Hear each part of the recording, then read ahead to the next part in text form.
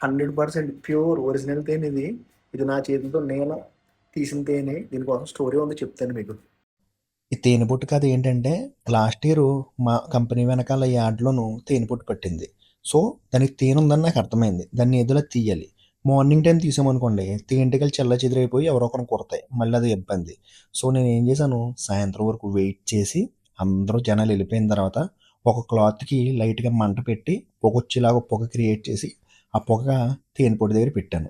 పెడితే ఒక 10, 15 నిమిషాలకి తేనెటీగలు పాపం మొత్తొచ్చేసి అయ్యి అటు ఇటు వెళ్ళిపోయినాయి. అలా వెళ్ళిన తర్వాత జాగ్రత్తగా తేనెపట్టుని ఒక ప్లేట్‌లోకి తీసి, తేనంతా తీసుకొచ్చి ఒక ప్లేట్‌లో ఏసాను. ఆ ప్లేట్‌లో ఏసిన తర్వాత కొన్ని తేనెటీగలు నా మీదకి వచ్చినియి. కాపోతే కుట్టవు. అయి ఎలా అంటే మన మీదకొత్తాయి తప్ప మనం కదిలేసామనుకోండి, కదిలినప్పుడు కుడతాయి. మనం కదలకుండా అలా ఉంటే అయి కుట్టవు. ఇంక ఆటిలి పని అయి చూసుకొని వెళ్ళిపోతాయి. మన దరిద్రం బాగోకపోతే కుడతది. సో, నేనప్పుడు ఆ తేనె తీసి నా దగ్గర ఒక బాటిల్ ఉంటే ఆ బాటిల్‌లో ఏసాననమాట. నేను వాటర్ తాగే బాటిల్‌తో ఏసాననమాట. ఎగ్జాక్ట్‌లీ ఇంకా కూడా తేనె వాడుతున్నాను నేను. చాలా తక్కువొచ్చింది క్వాంటిటీ. కాపోతే మంచి తేనె.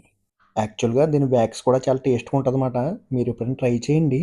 ఐ మీన్ అలాగనేసి ఎళ్లి మీరు తేనెపట్టులో ఏలు పెట్టొద్దు. కుట్టినియనుకోండి మొహం షేప్ ఔట్ అయిపోద్ది.